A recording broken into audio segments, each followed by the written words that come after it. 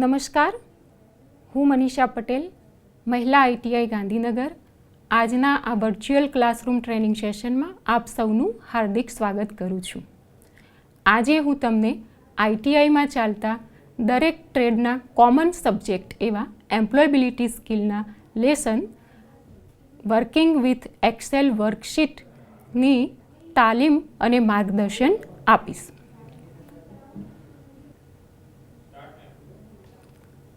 ચલો આપણે શીખીએ એક્સેલ વર્કશીટ સાથે કામ કરવું. તો સૌપ્રથમ આપણે લેસનના હેતુઓ જોઈએ કે આ લેસન શીખવાથી તમને શું સમજાશે. તો એક્સેલ વિશે જાણી તમે તેનું મહત્ત્વ સમજી શકશો, એક્સેલ વર્કશીટનો ઉપયોગ કરતા શીખી શકશો, સમ અને એવરેજ કેલ્ક્યુલેટ કરી શકશો અને એક્સેલ વર્કશીટ સેવ કેવી રીતે થાય અને તેને પ્રિન્ટ કેવી રીતે કરી શકાય તે વિશે શીખી શકશો. અનુક્રમણિકા મતલબ કે આપણું આ ટ્રેનિંગ સેશન કેવી રીતે જશે. તો એમાં પ્રથમ આપણે સ્પ્રેડશીટ અને એક્સેલ જોઈશું, એક્સેલ વર્કબુક વિશે જોઈશું, સેલમાં ડેટા એન્ટર કરવા, એડિટિંગ અને ફોર્મેટિંગ, એક્સેલના ફંક્શન સમ અને એવરેજ, એક્સેલ વર્કબુક સેવ અને પ્રિન્ટ કરવી, પ્રશ્નો અને જવાબો તથા સારાંશ એ વિશે સમજીશું. તો સૌપ્રથમ એક્સેલ અથવા સ્પ્રેડશીટ વિશે સમજીએ. સ્પ્રેડશીટ એક ઇલેક્ટ્રોનિક દસ્તાવેજ છે જેમાં ડેટા એન્ટ્રી કરી માહિતી અને રેકોર્ડ સાચવી શકાય છે તથા ચોકસાઈથી ગણતરી પણ કરી શકાય છે. ડેટા એનાલિસિસ એટલે કે ડેટા વિશ્લેષણ કરી કોઈ ચોક્કસ તારણ નક્કી કરવા માટે એક્સેલનો ઉપયોગ થાય છે. આ ડેટા વિશ્લેષણ કરવા માટે ગ્રાફ અને ચાર્ટ બનાવવા ખૂબ જ ઉપયોગી છે. તો એક્સેલમાં આ ગ્રાફ અને ચાર્ટ પણ બનાવી શકાય છે. મેનેજમેન્ટ ઇન્ફોર્મેશન સિસ્ટમના રિપોર્ટ્સ બનાવવામાં પણ એક્સેલ ખૂબ ઉપયોગી છે. અને માઇક્રોસોફ્ટ એક્સેલ એ એક સ્પ્રેડશીટ છે જે માઇક્રોસોફ્ટ ઓફિસમાં આવેલ છે. ચાલો તો હવે આપણે શીખીએ કે એક્સેલની વર્કશીટ સાથે આપણે કેવી રીતે કામ કરી શકીએ. તો પહેલાં એક્સેલ ઓપન કરતાં શીખીશું. તો કમ્પ્યુટર ઉપર સ્ટાર્ટ મેનુ પર ક્લિક કરતાં વિન્ડોના સિમ્બોલ જે તમે સ્ક્રીન પર જોઈ શકો છો તેના પર ક્લિક કરતાં માઇક્રોસોફ્ટ ઓફિસ તમને ઓલ પ્રોગ્રામમાં બતાવશે અને એમાંથી તમે એક્સેલને સિલેક્ટ કરી શકો છો. કોઈવાર ડાયરેક્ટ પણ તમને એક્સેલ બતાવશે, તમે એના પર ક્લિક કરી અને એક્સેલને ઓપન કરી શકશો.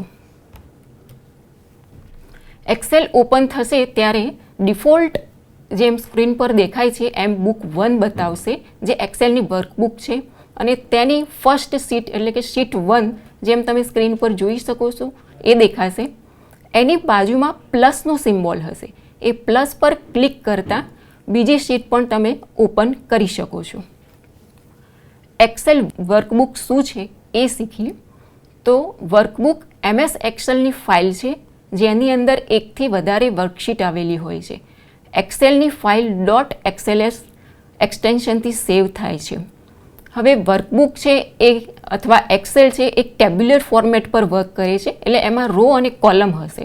તો રો વર્કશીટની જે આડી હરોળ છે જે દરેકને નંબર આપેલા હોય છે એ નંબરથી ઓળખાય છે અને એક વર્કશીટમાં 1,08,576 રો હોય છે. કોલમ તો કોલમ વર્કશીટની ઊભી હરોળ છે જે દરેકને કેરેક્ટર આપેલા છે ABC એમ કરીને XFD સુધી અને એક વર્કશીટમાં 16,384 કોલમ હોય છે. સેલ તો રો અને કોલમના ઇન્ટરસેક્શનથી એટલે કે એના છેદનથી બનતા દરેક લંબચોરસ ખાનાને સેલ કહે છે. સેલ જે છે એ ડેટા સ્ટોર કરવા માટેનો બેઝિક યુનિટ છે. કોઈ પણ ડેટાની એન્ટ્રી કરવી હોય તો આ સેલમાં થાય છે. સેલ એડ્રેસ તો રો નંબર અને કોલમના સંયોજનથી સેલનું એડ્રેસ બને છે. એટલે કોલમનું જે નામ હશે તે અને રોનો નંબર એને સંયોજનથી સેલ એડ્રેસ બનશે જેને આપણે આગળ જોઈએ. આ તમે સ્ક્રીન પર જોઈ શકો છો. આડી હરોળ રો છે અને ઊભી હરોળ જે છે એ કોલમ. અને અહીંયા આપણે ફર્સ્ટ સેલ વિશે જોઈએ તો એનું સેલ એડ્રેસ A1 છે કારણ કે એ કોલમ A અને 1 નંબરની રો સાથે સંકળાયેલ છે. હવે જોઈએ કે સેલમાં ડેટા એન્ટર કેવી રીતે થાય છે. તો જે સેલમાં તમારે ડેટા એન્ટર કરવા છે એના પર ક્લિક કરતાં એ સેલ એક્ટિવ થશે અને તમે હવે એમાં ટાઈપિંગ કરી શકો છો. ઓટોફિલ એક એક્સેલનો ખૂબ જ ઉપયોગી ફીચર છે જે ઝડપથી ડેટા એન્ટ્રી કરવા માટે વપરાય છે. જેમ કે નંબરની સિરીઝ છે, વર્ષના મહિના છે, સપ્તાહના વારના નામ છે. હવે તમને સમજાવું કે સપોઝ આપણે વર્ષના મહિનાના નામ લખવા છે તો મેન્યુઅલી આપણે એન્ટ્રી કરીશું તો જાન્યુઆરીથી માંડીને ડિસેમ્બર સુધી આપણે ટાઈપિંગ કરવું પડશે. પણ ઓટોફિલનો ઉપયોગ કરીશું તો જાન્યુઆરી એક સેલમાં ટાઈપ કરી અને પછી માઉસને ડ્રેગ કરી અને આપણે ડિસેમ્બર સુધીની એન્ટ્રી ફટાફટ કરી શકીએ છીએ. જે તમે આ સ્ક્રીન પર જોઈ શકો છો કે આ ડેટા આપણે ઓટોફિલથી કરેલ છે, તો જે ટાઈપિંગની આપણી જે સમય છે એ બચાવે છે. હવે એડિટિંગ અને ફોર્મેટિંગ. તો એક્સેલમાં જે નોર્મલી આપણે એડિટિંગ અને ફોર્મેટિંગ કમ્પ્યુટરાઇઝ કરતા હોય છે એ બધા થઈ શકે છે. જેમાં કટ, કોપી અને પેસ્ટ તો છે જ, સાથે તમે ઇન્સર્ટ અને ડિલીટ રો કરી શકો છો. રો અથવા કોલમ બંનેને ઇન્સર્ટ અને ડિલીટ કરી શકો છો, હાઇડ અને અનહાઇડ કરી શકો છો. તો આને થોડું આપણે ડિટેલમાં જોઈએ. તો ઇન્સર્ટ રો કરવા માટે તમારે કોઈ રો સિલેક્ટ કરવી પડશે અને સિલેક્ટ કરેલ રોની ઉપર તમે નવી રો એડ કરી શકો છો. તો આ માટે સિલેક્ટ રો કર્યા પછી માઉસથી રાઇટ ક્લિક આપી અને ઇન્સર્ટ આપતા સિલેક્ટેડ રોની ઉપર નવી રો એડ થઈ જશે. એ જ રીતે કોલમ છે તો તમે સિલેક્ટ કોલમ કરો તો ત્યાં એની જમણી બાજુ સિલેક્ટેડ રો કોલમની જમણી બાજુ કોલમ નવી એડ થશે. ડિલીટ કરવા માટે તો જે રો અથવા કોલમ આપણે ડિલીટ કરવી છે એને સિલેક્ટ કરી અને તમે ડિલીટ કરી શકો છો. હાઇડ અને અનહાઇડ. તો આ શું છે તો સમજીએ કે ઘણીવાર એવું બને છે કે આપણે ટેબ્યુલર ફોર્મેટમાં એક્સેલમાં ઘણા બધા ડેટા એન્ટર કર્યા છે, એમાં કોઈ રો અથવા કોઈ કોલમ એવી છે કે આપણે એને છુપાવી છે ત્યારે એની જરૂર નથી.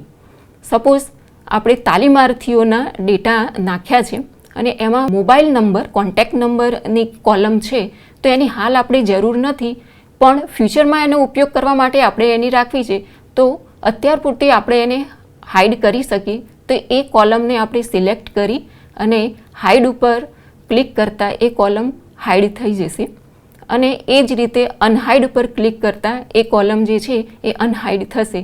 આ જ વસ્તુ આપણે રો સાથે પણ કરી શકીએ છીએ. બીજો ઓપ્શન છે વ્રેપ ટેક્સ્ટ.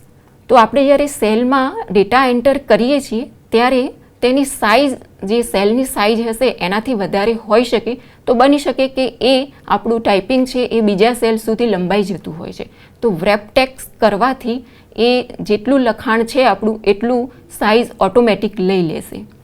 બીજો ઓપ્શન છે મર્જ. તો ઘણીવાર એવી જરૂર પડતી હોય કે રો અને કોલમને એક કે તેથી વધારે રો અથવા કોલમને આપણે મર્જ કરવા છે તો એ મર્જથી આપણે એમને કમ્બાઈન એટલે કે ભેગા કરી શકીએ છીએ. બીજો ઓપ્શન છે ફિલ્ટર. તો ફિલ્ટર એ ખૂબ જ ઉપયોગી છે ડેટાનું એનાલિસિસ કરવા માટે, કારણ કે ડેટા ઓર્ગેનાઇઝ વેમાં હશે તો એનું એનાલિસિસ સારી રીતે થઈ શકશે. તો સિલેક્ટેડ રો અથવા કોલમ કરી અને આપણે એને ફિલ્ટર લગાવીએ તો એ ફિલ્ટરમાં હું તમને એક્ઝામ્પલ આપું તો આપણે આલ્ફાબેટિકલ ફોર્મમાં સિલેક્ટ કરવું છે તો તમે એને A to Z કે Z to Aમાં પણ ફિલ્ટર લગાવી શકો છો. સ્મોલથી ગ્રેટ નંબર ઉપર કે ગ્રેટ નંબરથી સ્મોલ નંબર ઉપરનું પણ ફિલ્ટર લગાવી શકો છો અને જે રીતે આપણી જરૂરિયાત છે એ પ્રમાણે. ફાઇન્ડ ઓપ્શન છે કે વર્કશીટમાં આપણે કોઈ ડેટા શોધવો છે, સર્ચ કરવો છે તો ફાઇન્ડ ઉપર તમે એ ડેટા ટાઈપ કરી અને ફાઇન્ડ આપશો તો એ ડેટાને તમે ઝડપથી શોધી શકશો. બાકી જે ફોર્મેટિંગ છે એ ફોન્ટના ટાઈપ, ફોન્ટની સાઇઝ, કલર અને ટેક્સ્ટની અલાઇનમેન્ટ એટલે કે રાઇટ, લેફ્ટ, જસ્ટિફાઈડ એ પણ આપણે કરી શકીએ છીએ. સ્ક્રીન ઉપર તમે એડિટિંગ અને ફોર્મેટિંગ માટેનું જોઈ શકો છો. આ હોમ ટેબ છે અને હોમ ટેબ ઉપર તમને એક્સેલમાં દરેક એડિટિંગ અને ફોર્મેટિંગના ઓપ્શન દેખાશે. તમે જોઈ શકો છો કે ત્યાં આપણે ઇન્સર્ટ, ડિલીટ અને ફોર્મેટ રો પણ છે અને ઓટો સમ અને બીજા બધા જ ઓપ્શન સોર્ટ એન્ડ ફિલ્ટર છે એ બધા હોમ ટેબ ઉપરથી તમને મળી જશે અને એ રીતે તમે પ્રેક્ટિસ કરી અને એડિટિંગ એન્ડ ફોર્મેટિંગ શીખી શકો છો. હવે આપણે બીજું જોઈએ કે એક્સેલમાં ખૂબ જ ઉપયોગી એવા ફંક્શન્સ અને ફોર્મ્યુલા આવેલા હોય છે જેની મદદથી ખૂબ જ સારી રીતે ડેટાનું એનાલિસિસ થાય છે. તો અહીં આપણે ઉદાહરણ રૂપે તાલીમાર્થીઓના 2 વિષયોના ગુણોનો સરવાળો કરીશું. તો સરવાળો કરવા માટે એક્સેલના ઇઝ ઇક્વલ ટુ સમ આ ફંક્શન વપરાશે. આ એની ફોર્મ્યુલા છે કે જ્યારે પણ તમારે સરવાળો કરવો હોય ત્યારે ઇઝ ઇક્વલ ટુ સમ એ ફોર્મ્યુલા અને ફંક્શનનો ઉપયોગ કરવાનો રહેશે. સપોઝ આપણે E3, C3 અને D3માં તાલીમાર્થીઓના સબ્જેક્ટ 1 અને સબ્જેક્ટ 2ના માર્ક્સ એન્ટર કરેલા છે અને એને આપણે સેલ E3માં સરવાળો કરવો છે. તો સેલ E3માં આપણે ઇઝ ઇક્વલ ટુ સમ લખી અને એની ફોર્મ્યુલા બ્રેકેટમાં પછી તમારે C3 અને D3 આ સેલ સિલેક્ટ કરવાનો, બ્રેકેટ પૂર્ણ કરવાનો અને એન્ટર આપવાનું, જેથી E3માં એ બંને સબ્જેક્ટના માર્ક્સનો સરવાળો થઈ જશે. અને ઓટોફિલથી હવે તમે નીચે જેટલા પણ તાલીમાર્થીઓના ડેટા અથવા માર્ક્સ નાખ્યા છે એને ત્યાં સુધી ડ્રેગ કરતા દરેક તાલીમાર્થીના બંને સબ્જેક્ટના માર્ક્સનો સરવાળો થઈ જશે. આ જ વસ્તુ તમે સ્ક્રીન પર જોઈ શકો છો કે આપણે તાલીમાર્થીઓના નામ ઉદાહરણપૂર્વક નાખ્યા છે અને સબ્જેક્ટ 1 અને સબ્જેક્ટ 2 અને ટોટલ તો એ E3માં ટોટલ આવે છે અને નીચે E6 સુધી આપણે એને ડ્રેગ કરતાં ઓટોફિલથી એ સમ થઈ ગયું છે અને ફંક્શન તમે જોઈ શકો છો is equal to sum C3 અને D3. હવે આ જ રીતે આપણે સરેરાશ પણ કાઢી શકીએ છીએ અને આ માટે એવરેજ ફંક્શન વપરાય છે. સેલ F3માં હવે આપણે જે E3માં સરવાળો કર્યો છે એની બાજુમાં આપણે F3માં આ બંને સબ્જેક્ટની એવરેજ કાઢીશું. બરાબર છે. તો એના માટે is equal two average A function વપરાશે અને અગેન આપણે C3 અને D3માં માર્ક્સ નાખેલા છે તો એ બંને સેલ સિલેક્ટ કરી અને પછી એન્ટર આપતા એનો એવરેજ F3માં થશે અને એને F6 સુધી આપણે ઓટોફિલ કરાવી શકીશું. જે તમે સ્ક્રીન પર જોઈ શકો છો કે ટોટલ જે આપણો સરવાળો હતો એની બાજુમાં F3 ઉપર બંને સબ્જેક્ટના એવરેજ માર્ક્સ તમને દેખાય છે અને એ બધા જ બાકીના તાલીમાર્થીઓ માટે પણ તમે જોઈ શકો છો. એટલે ફંક્શન આપણે વાપર્યું છે ઇઝ ઇક્વલ ટુ એવરેજ. તો આપણે આ માત્ર ઉદાહરણ રૂપે જ શીખ્યા છીએ.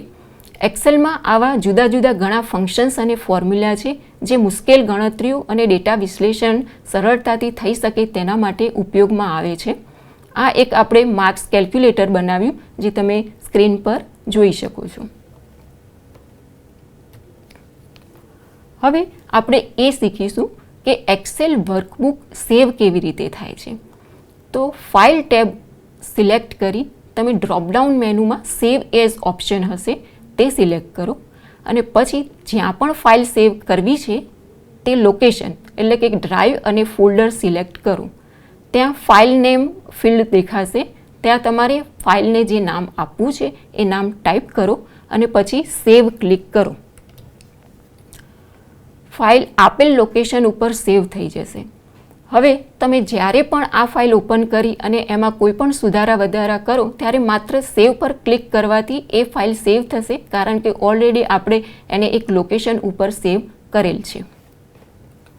તમે સ્ક્રીન ઉપર આ જ જોઈ શકો છો કે સેવ એઝનો ઓપ્શન છે. બરાબર છે. ત્યાં ધીસ PC એટલે કે એ આપણે એનું લોકેશન આપેલ છે. ફાઇલ નેમ મેં માર્કશીટ આપ્યું છે અને એને સેવ એઝ ટાઈપ એનું એક્સેલ વર્કબુક છે અને સેવ આપતા એ સેવ થશે. હવે એક્સેલ વર્કબુકને પ્રિન્ટ કેવી રીતે કરવી. તો આ જે મેં વર્કબુક બનાવી, જે ફાઇલ બનાવી એ એક સોફ્ટ કોપી થઈ, પણ તમને ખ્યાલ છે એ મુજબ પ્રિન્ટ એક હાર્ડ કોપી છે. ઘણીવાર આપણે ડેટાની હાર્ડ કોપીની જરૂર પડતી હોય છે તો એ માટે પ્રિન્ટ કરવી પડે છે. તો ફાઇલ ટેબ સિલેક્ટ કરી ડ્રોપડાઉન મેનુમાં પ્રિન્ટ સિલેક્ટ કરો. હવે તમારે જેટલી કોપીઝ કરવી હોય એ મુજબ નંબર સિલેક્ટ કરો. જે રીતે પ્રિન્ટ લેવી છે એ સિલેક્ટ કરો, જેમ કે એક્ટિવ શીટ છે કે એન્ટાયર વર્કબુક કે સિલેક્ટેડ સેલ. હવે તમારે ઓરિએન્ટેશન, 2 પ્રકારના ઓરિએન્ટેશન હશે, પોર્ટ્રેટ કે લેન્ડસ્કેપ.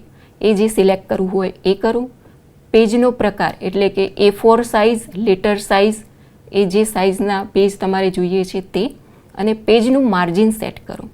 હવે એક્સેલમાં એક પ્રિવ્યૂ કરીને ઓપ્શન હશે જે તમે જોઈ લો, જેથી પ્રિન્ટ લીધા પહેલાં પ્રિન્ટ કેવી આવશે એ તમે પ્રિવ્યૂમાં જોઈ શકશો. આથી સેટિંગમાં કોઈ સુધારા કરવા હોય તો પ્રિન્ટ લીધા પહેલાં જ થઈ જાય. સેટિંગ તમને યોગ્ય લાગે તો પછી તમે પ્રિન્ટ પર ક્લિક કરતાં પ્રિન્ટ નીકળશે. સ્ક્રીન પર તમે આ પ્રિન્ટ ઓપ્શન, કોપીઝ અને જે સેટિંગ્સ છે જુદા જુદા એ દેખાય છે, અને સામે પ્રિવ્યૂ દેખાય છે. આ પ્રકારનો પ્રિવ્યૂ ઓકે હોય તો તમે પ્રિન્ટ આપશો તો એ પ્રિન્ટ નીકળશે અને એ હાર્ડ કોપી બની જશે. તો આપણે આ એક્સેલ વિશે સમજ્યા. હવે આ લેસન અંતર્ગત આપણે થોડા પ્રશ્ન અને જવાબો સાથે સમજીએ. તો પહેલો પ્રશ્ન છે કે MS એક્સેલની ફાઇલ જેની અંદર એકથી વધારે વર્કશીટ આવેલ હોય છે તેને શું કહે છે? તો તેને વર્કબુક કહેવામાં આવે છે. બીજો પ્રશ્ન છે કે સ્પ્રેડશીટ કયા એક્સટેન્શનથી સેવ થાય છે? તો તે .xls એક્સટેન્શનથી તમારા કમ્પ્યુટરમાં સેવ થશે. બીજો છે ફોર્મ્યુલાનો ઉપયોગ કરવા માટે શું વપરાય છે? તો ઓપરેટર ઇઝ ઇક્વલ ટુ, એટલે કોઈ પણ ફંક્શન અને ફોર્મ્યુલા વાપરીએ છીએ ત્યારે પહેલાં ઇઝ ઇક્વલ ટુ આપણે ઉપયોગ કરીએ છીએ. હવે આપણે સારાંશ જોઈએ. તો આપણે બધા જાણીએ છીએ કે હાલનો યુગ છે એ ઇન્ફોર્મેશન ટેકનોલોજીનો યુગ છે. રોજબરોજના વહીવટના કામ, ઓફિસને લગતા કામ, આ દરેક કાર્યમાં આપણે કોમ્પ્યુટર અને સાથે ઇન્ટરનેટ આને આધારિત થઈ ગયા છીએ અને એની જરૂર પડતી હોય છે. તો ડેટાના સંગ્રહ માટે, તેને લગતી જરૂરી ગાણિતિક પ્રક્રિયાઓ કરવા માટે, આંકડાકીય વિશ્લેષણ કરવા માટે આ રીતે કોઈ કૌશલ્યમાં આવડત હોવી ખૂબ અનિવાર્ય થઈ પડે છે. તો આ લેસનથી આપણે એક્સેલ વિશે માહિતગાર થયા, જે એક આ પ્રકારની જ આવડત અને કૌશલ્ય છે જે શીખી અને તાલીમાર્થીઓ તમે તમારા કૌશલ્યમાં ઉમેરો કરી અને જોબ માર્કેટમાં સફળ થઈ શકો છો. તમે આ લેસન સરસ રીતે સમજ્યા એ માટે આભાર. Thank you.